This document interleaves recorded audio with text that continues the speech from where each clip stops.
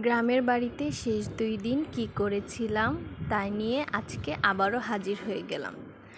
আসসালামু আলাইকুম সবাইকে, কেমন আছেন সবাই? আশা করছি সবাই অনেক ভালো আছেন। আমি ইকরা ফ্রম লাইফ অফ ইকরা। আমার গ্রামের বাড়ির সব ভিডিওতেই কমবেশ আপনারা প্রকৃতি দেখতে পারবেন, যেটা অনেকেই পছন্দ করে। আর যারা কাজের জন্য গ্রামে আসতে পারে না তারাও কিন্তু আমার ভিডিওতে গ্রাম দেখে নেয়। তাই তো গ্রামে গিয়ে হালকা পাতলা একটু ভিডিও করার চেষ্টা। তো দেখতেই পাচ্ছেন সেদিন আমরা গিয়েছিলাম খেতে শাক তোলার জন্য। তো এই পাশে অনেক বাতাস ছিল, ঝড়ো হাওয়া বইছিল বৃষ্টি আসার আগ মুহূর্তে।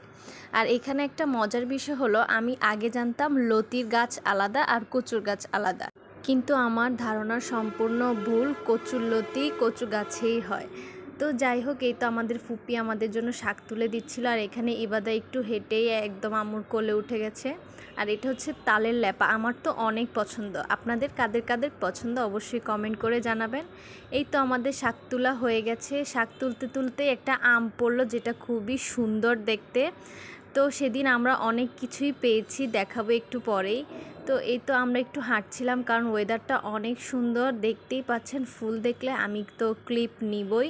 তো এইখানেও কিছু গাছ দেখে আমি ইবাদার কয়টা ছবি তুলে দিলাম। তার পাশেই ছিল একটা জবা ফুল গাছ, কালারটা এত সুন্দর মাশাল্লাহ।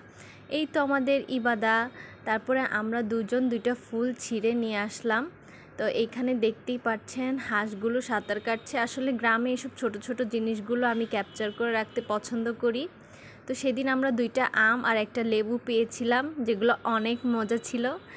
তো এই তো তারপরে সন্ধ্যার দিকে আমরা আসতেই দেখলাম যে আব্বু মাছ ধরছে, তাই আম্মুর একটু শখ জাগলো, আম্মুও মাছ ধরবে। তারপর আম্মু অনেক বড় বিশাল একটা মাছ ধরে ফেলে। আর এই মাছ ধরে আম্মুর তো কি খুশি! আপনারা দেখতেই পাচ্ছেন মাছটা কত বিশাল। যেহেতু মাছটা অনেক বেশি বড়, তাই এই মাছটাকে আমরা আবার ছেড়ে দিচ্ছি, কারণ এটা আসলে একটা বাচ্চা মাছ, যা আমি মজা করছিলাম।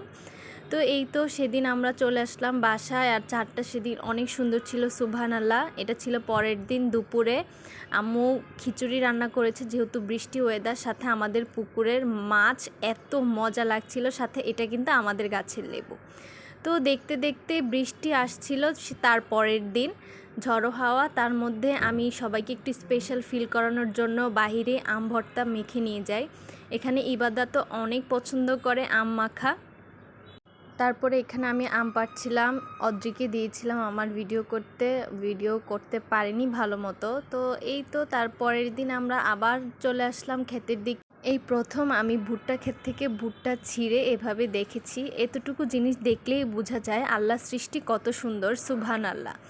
তো তারপরে আমরা তো এখানে ঘোরাঘুরি করছিলাম, কারণ তার পরের দিনই আমরা চলে যাব। এখানে ইবাদত তো অনেক খেলাধুলা করছে তার ভাইয়ের সাথে।